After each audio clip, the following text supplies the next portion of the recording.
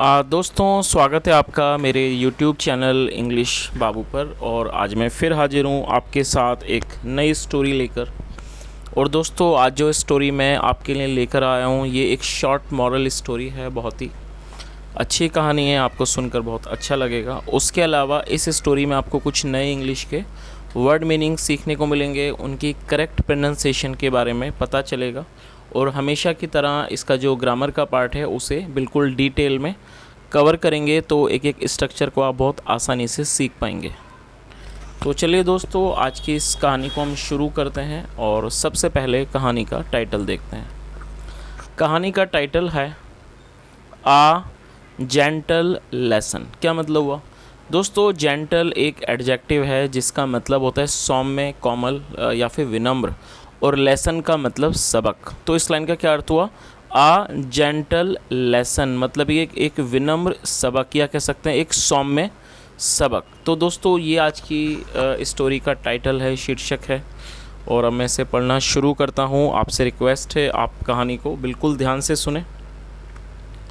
और यदि आपको कोई नया वर्ड या फिर नया स्ट्रक्चर मिले आप उसे नोट भी ज़रूर करें। और दोस्तों, यदि आपको आज की स्टोरी अच्छी लगे तो आप वीडियो को लाइक भी ज़रूर करें। तो चलिए इसको शुरू करते हैं।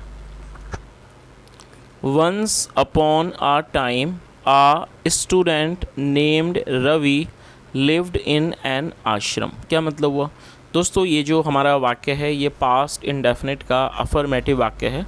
और जब हम पास्ट इंडेफिनिट में कोई भी अफर्मेटिव का वाक्य बनाते हैं तो वहाँ वर्ब की सेकंड फॉर्म का प्रयोग किया जाता है। लिव का मतलब होता है किसी जगह पर रहना, निवास करना, और ये सेकंड फॉर्म है। तो इस लाइन का क्या अर्थ हुआ? वंस अपॉन आ टाइम मतलब कि एक समय की बात है। आ स्टूडेंट मतलब एक विद्यार्थी। नेम्ड रवि, रवि नामक एक विद्यार्थी। लिव्ड रहता था। इन एन आश्रम, एक आश्रम में। तो इस पूरी लाइन का क्या अर्थ हुआ? एक समय की बात है, एक रवि नाम का विद्यार्थी एक आश्रम में रहता था। चलिए आगे देखिए। He was very naughty. दोस्तों, ये जो हमारा वाक्य है ये सिंपल पास्ट का वाक्य है। सिंपल पास्ट का मतलब होता है जब आप पास्ट में ऐसा वाक्य बनाते हैं जहाँ पर वॉज या फिर वर का प्रयोग किया जाता है हेल्पिंग वर्ब के रूप में, साथ में नाउन या फिर एडजेक्टिव को लेकर वाक्य बनाया जाता है। इस तरह का जो वाक्य है वो सिंपल पास्ट का वाक्य कहलाता है। और आपको ये चीज़ याद रखनी है कि जब हम सिंपल प्रेजेंट या सिंपल पास्ट में कोई वाक्य बनाते हैं तो वहाँ पर कभी भी किसी वर्ब का प्रयोग नहीं किया जाता है। तो और ये जो वर्ड आप देख रहे हैं नॉटी, ये एक एडजेक्टिव है जिसका मतलब होता है शरारती। तो इसका क्या मतलब हुआ? ही वॉज वेरी नॉटी, वह बहुत शरारती था।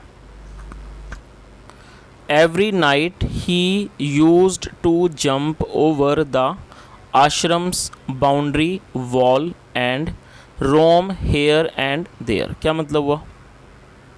Every night मतलब कि हर रात। He use to jump over the ashrams boundary wall. दोस्तों, यूज़ टू का प्रयोग इस वाक्य में किया गया है। यूज़ टू का प्रयोग पास्ट के वाक्यों में कंसिस्टेंसी को दिखाने के लिए किया जाता है। जब आप ऐसा कोई वाक्य बनाते हैं जहां आप पास्ट की किसी आदत को दिखाना चाहते हैं कि पास्ट में कोई काम बराबर किया करता था, आप किसी निरंतरता को दिखाना चाहते हैं, तो वहां यूज़ टू का प्रयोग किया जाता है। और यूज़ टू के बाद हमेशा ही वर्ब की फर्स्ट फॉर्म का प्रयोग किया जाता है। तो अर्थ क्या हुआ इसका? एवरी नाइट, हर रात। He use to jump, jump मतलब कूदना। ही यूज़ टू जंप ओवर मतलब कि वह कूद जाता था, कूद जाया करता था। Over the ashrams boundary wall मतलब कि जो आश्रम की बाउंड्री वॉल थी, मतलब कि जो आश्रम की जो चार दीवारी वाली जो वॉल थी, दीवार थी, उसके ऊपर से कूद जाया करता था। And roam here and there, roam मतलब घूमना, and roam here and there, और वो यहाँ वहाँ घूमता था। आगे देखिए। He used to return before dawn. क्या मतलब हुआ दोस्तों? यहाँ पर भी यूज टू का प्रयोग किया गया है। और आप इस चीज़ को नोट कर सकते हैं, यूज टू का प्रयोग कंसिस्टेंसी के अलावा आदत के किसी पास्ट की आदत के लिए भी किया जाता है। जब आप ये दिखाते हैं कि पास्ट में कोई व्यक्ति किसी काम को बराबर किया करता था तो वहाँ पर भी यूज टू का प्रयोग किया जाता है। तो इस लाइन का क्या अर्थ हुआ? He used to return before dawn. और डॉन का मतलब होता है बिल्कुल जो सुबह सुबह का समय होता है, जिसे उसे डॉन कहा जाता है। तो इसका क्या अर्थ हुआ कि he use to return before dawn, मतलब कि वह सुबह होने से पहले, मतलब कि जो डॉन का समय होता है, मतलब जो सुबह का समय होता है, उससे पहले वह वापस आ जाया करता था। रिटर्न मतलब लौट जाना, लौट आना। ही यूज़ टू रिटर्न मतलब वह वापस आया जाया करता था बिफोर डॉन। बिफोर डॉन मतलब सुबह के समय से पहले। ही थॉट, और ये थिंक की सेकंड फॉर्म है। ही थॉट, उसे लगता था दैट कि no one knew that he went out at night. क्या मतलब हुआ? ही थॉट, और ये थिंक की सेकंड फॉर्म है जिसका मतलब लगना या सोचना। ही थॉट मतलब है सोचता था, या कह सकते हैं उसे लगता था कि नो वन न्यू, कि कोई भी नहीं जानता है, दैट कि ही वेंट आउट एट नाइट, कि वह रात को बाहर जाता है, इस बारे में कोई भी नहीं जानता है। चलिए आगे देखिए।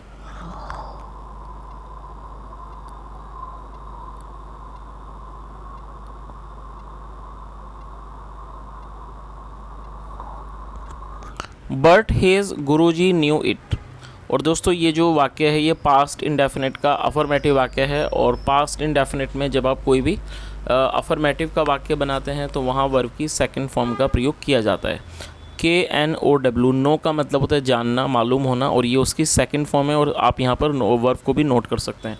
तो दोस्तों आप इस तरह से बहुत ही आसानी से आप इस तरह के वाक्यों को पहचान सकते हैं, क्योंकि यदि ऐसा कोई भी वाक्य आपके सामने आता है, आप ऐसा कोई भी वाक्य देखते हैं जहां वाक्य में सेकंड फॉर्म का प्रयोग किया गया है, इसका मतलब कि वो पास्ट इंडेफिनिट का अफर्मेटिव वाक्य होगा। तो आप इस चीज़ को नोट कर लीजिए। तो इस लाइन का क्या अर्थ हुआ? But his Guruji knew it, लेकिन जो उसके गुरुजी थे वो जानते थे, वो इस बात को जानते थे। He wanted to catch Ravi red handed. क्या मतलब हुआ? दोस्तों ये भी पास्ट इंडेफिनिट का अफर्मेटिव वाक्य है। वांट का मतलब चाहना, और ये सेकंड फॉर्म में वांटेड। और आप इस वाक्य के अंदर देख सकते हैं यहाँ पर दो वर्ब का प्रयोग करके वाक्य को बनाया गया है। तो आपको ये चीज़ हमेशा याद रखनी है कि जब आप कोई वाक्य बनाते हैं जहाँ आप दो वर्ब का प्रयोग करना चाहते हैं, तो मेन वर्ब को आपको पहले मेंशन करना है, उसके बाद आपको टू लगाना है, और टू के बाद हमेशा ही वर्ब की फर्स्ट फॉर्म आती है। और कैच का मतलब होता है पकड़ना। तो इसका क्या अर्थ हुआ? He wanted to catch Ravi red handed. और रेड हैंडेड एडजेक्टिव है, आप नोट कर सकते हैं। रेड हैंडेड का मतलब होता है रंगे हाथों। चलिए इसका मतलब समझते हैं इस लाइन का। He wanted to catch Ravi red handed मतलब वह रवि को रंगे हाथ पकड़ना चाहते थे। चलिए आगे देखिए। वन नाइट, एक रात, एज़ यूजुअल। एज़ यूजुअल मतलब होता है हमेशा की तरह। रवि क्रैप्ड आउट, और ये क्रीप की सेकंड फॉर्म में क्रैप मतलब रेंग कर चले जाना। Ravi crept out towards the wall, जो रवि था वो रेंग कर वॉल की तरफ चला गया। टूवर्ड्स मतलब की ओर, मतलब टूवर्ड्स द वॉल मतलब कि दीवार की तरफ चला गया रेंग कर। He climbed up a ladder. Ladder का मतलब होता है सीढ़ी, जो लकड़ी वगैरह की सीढ़ी होती है जिसे यूज़ किया जाता है, उसे लैडर कहा जाता है। ही क्लाइम्ड अप अ लैडर मतलब वह एक सीढ़ी के ऊपर चढ़ा। And jumped over the wall, और वो दीवार के ऊपर से कूद गया। जम्प्ड ओवर द वॉल, और वो दीवार के ऊपर से कूद गया। चलिए आगे देखिए।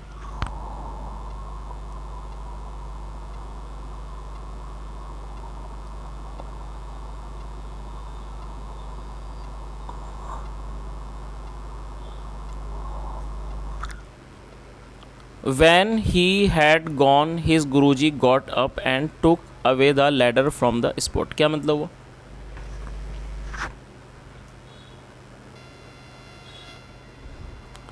दोस्तों इस वाक्य में हेड के साथ थर्ड फॉर्म का प्रयोग किया गया है, और जब किसी वाक्य में हेड के साथ थर्ड फॉर्म का प्रयोग किया जाता है, इस तरह का जो वाक्य है वो पास्ट परफेक्ट का वाक्य कहलाता है। तो इसका क्या अर्थ हुआ? वैन जब ही हैड गॉन, जब ही हैड गॉन जब वह गया हुआ था, या उसके जाने के बाद। हिज गुरुजी, जो उसके गुरुजी थे, गॉट अप वो उठे। एंड टुक अवे, और ये टेक अवे की सेकंड फॉर्म है। टुक अवे ले गए, द लैडर सीढ़ी को ले गए, फ्रॉम द स्पॉट उस जगह से। तो इस पूरी लाइन का क्या अर्थ हुआ दोस्तों? समझ में आ गया होगा आपको कि जब वो उसके जाने के बाद, जब वो जा चुका था, उसके जाने के बाद जो उसके गुरुजी थे वो उठे। And took away the ladder from the spot, और वो उस जगह से उस सीढ़ी को उन्होंने उठा लिया। चलिए आगे देखिए। A few hours later, a few hours later मतलब कि कुछ घंटों के बाद। रवि रिटर्न्ड, रवि जो था वो लौटा। In the dark, in the dark मतलब अंधेरे में। When he tried to climb down from the wall. Climb down का मतलब होता है नीचे उतरना।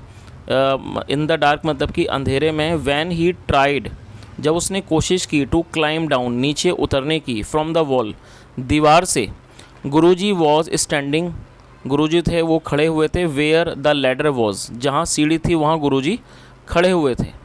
चलिए आगे देखिए। He helped Ravi to get down, help का मतलब मदद करना, सेकंड फॉर्म है ही हेल्प्ड रवि, उन्होंने रवि की मदद की टू गेट डाउन, नीचे उतरने में, एंड सैड, और कहा, सन बेटा, you should take a warm shawl when you go out at night. क्या मतलब हुआ दोस्तों, इस वाक्य में शुड का प्रयोग किया गया है, और शुड का प्रयोग वाक्यों में सलाह को दिखाने के लिए किया जाता है। जब आप ऐसा वाक्य बनाते हैं जहां वाक्य में आप किसी भी तरह की सलाह को दिखाना चाहते हैं तो वहां पर शुड का प्रयोग किया जाता है हेल्पिंग ऑफ के रूप में। तो इसका क्या मतलब हुआ,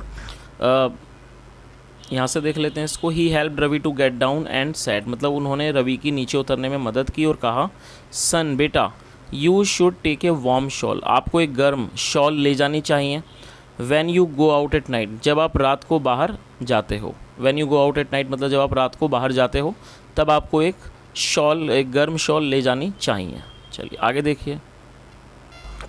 और दोस्तों यहाँ पर आप इस चित्र को देख सकते हैं कि जो ये गुरुजी हैं वो उस बच्चे को जिसका नाम रवि है उसे कुछ समझा रहे हैं। चलिए आगे देखिए। Guruji had taught Ravi a lesson in a gentle way. क्या मतलब हुआ दोस्तों, आप ये जो वाक्य है यहाँ हेड के साथ थर्ड फॉर्म का प्रयोग किया गया, ये भी हमारा पास्ट परफेक्ट का वाक्य है। और आप इस चीज़ को नोट कर सकते हैं कि जब हम पास्ट में कोई भी परफेक्ट का वाक्य बनाएंगे तो वहाँ पर हेड का प्रयोग हेल्पिंग वर्ब के रूप में होगा, साथ में वर्ब की थर्ड फॉर्म। TEACH, टीच का मतलब होता है पढ़ाना, और ये सेकंड फॉर्म है, आप इसे नोट कर लीजिए। और अगर आप नोट करेंगे तो अच्छा है ताकि आप उसे बाद में भी याद रख सकेंगे। TAUGHT ये सेकंड फॉर्म है और उसके अलावा थर्ड फॉर्म भी है, तो इसे यहाँ पर थर्ड फॉर्म के रूप में प्रयोग किया गया है। और इसकी जो करेक्ट प्रोनाउंसिएशन है वो भी आप ठीक कर लीजिए, टॉट। तो इस लाइन का क्या अर्थ हुआ, Guruji had taught Ravi a lesson, Guruji ने रवि को एक सबक सिखाया था, इन अ जेंटल वे। देखिए जेंटल का मतलब हो गया सौम्य, इन अ जेंटल वे मतलब सौम्य तरीके से, एक विनम्र तरीके से, या कह सकते हैं कोमल तरीके से। तो इस पूरी लाइन का क्या अर्थ हुआ, Guruji had taught Ravi a lesson in a gentle way, जो गुरुजी ने रवि को एक सौम्य तरीके से, एक अच्छे तरीके से सबक सिखाया था। रवि रियलाइज़ का मतलब होता है किसी बात का एहसास होना, बोध होना। रवि रियलाइज़, रवि को एहसास हुआ, हिज मिस्टेक, अपनी गलती का, एंड अपोलोजाइज्ड फॉर इट। और दोस्तों आप इस वर्ड को नोट करते हैं, अपोलोजाइज का मतलब है माफ़ी मांगना, और ये सेकंड फॉर्म है, एंड अपोलोजाइज्ड फॉर इट, और उसने इस चीज़ के लिए माफ़ी मांगी। चलिए तो दोस्तों मैं जैसा आपने इस कहानी को सुना, मैं उम्मीद करता हूँ कहानी का जो सार है आपको बहुत अच्छे से समझ आया होगा। जैसा हमने इस कहानी के अंदर देखा था, जो इस कहानी का जो नाम था, जो टाइटल था, वो है जेंटल लेसन, और जेंटल का मतलब होता है कोमल, सौम्य, विनम्र। तो जैसा इस कहानी का नाम था ठीक उसी तरह से ये कहानी भी थी, क्योंकि हमने इस कहानी के अंदर देखा वो जो गुरुजी थे, अगर वो चाहते तो उस बच्चे को, रवि की, वो पिटाई भी कर सकते थे, उससे ज़्यादा डांट भी सकते थे, लेकिन जो गुरुजी थे उन्होंने इस तरह का रास्ता नहीं चुना, उन्होंने बहुत ही अच्छा तरीका चुना। और दोस्तों ये जो कहानी है ये हमें एक तरह से अच्छी शिक्षा देती है कि यदि हम किसी छोटे बच्चे को या किसी के साथ भी अगर हम उसको चाहते हैं कि हम उसको उसकी गलती का एहसास कराएं, यदि हम उसको चाहते हैं कि वो अच्छे रास्ते पर चले, तो हर बार डांटना, फटकारना या उसकी पिटाई करना ये एक अच्छा रास्ता नहीं होता है। जैसा हमने इस कहानी के अंदर देखा कि वो जो गुरुजी थे उन्होंने किसी भी तरीके से उस बच्चे को डांटा, फटकारा नहीं, उसकी पिटाई भी नहीं की, उन्होंने बहुत ही प्यारे तरीके से उस बच्चे को समझाया। और दोस्तों ये जो तरीका है ये बहुत ही अच्छा तरीका होता है। यदि आप किसी को भी कोई अच्छी सलाह देते हैं, समझाते हैं, तो हो सकता है कि यदि आप उसको मार पीट के वो बात समझाते हैं या फिर उसको फटकारते हैं तो शायद वो उस बात को ना समझ पाए, लेकिन यदि आप उसको एक अच्छे तरीके से, जेंटल वे में, जैसा हमने इस कहानी में देखा था, इस तरीके से वो बात समझाते हैं तो शायद वो व्यक्ति उस बात को अच्छे से समझ सकता है और उसे अपनी गलती का भी एहसास हो सकता है। तो दोस्तों ये जो कहानी है इसी तरह की शिक्षा देने वाली है कि जब हम किसी को कोई चीज़ समझाते हैं तो उसका जो समझाने का तरीका होना चाहिए वो एक बहुत पोलाइट तरीका होना चाहिए, और अच्छे वे में किसी को भी बात अच्छे से समझ भी आ जाती है। दोस्तों ये आज की कहानी थी, और यदि आपको आज की कहानी अच्छी लगी और मेरा पढ़ाने का प्रयास भी आपको अच्छा लगा हो तो आपसे रिक्वेस्ट है आप वीडियो को ज़रूर लाइक करें, शेयर करें, चैनल को सब्सक्राइब करें। और यदि कहानी के बारे में कोई आपका सुझाव हो तो आप कमेंट के माध्यम से ज़रूर बताएं। सुनने के लिए thank you so much. Have a nice day and bye.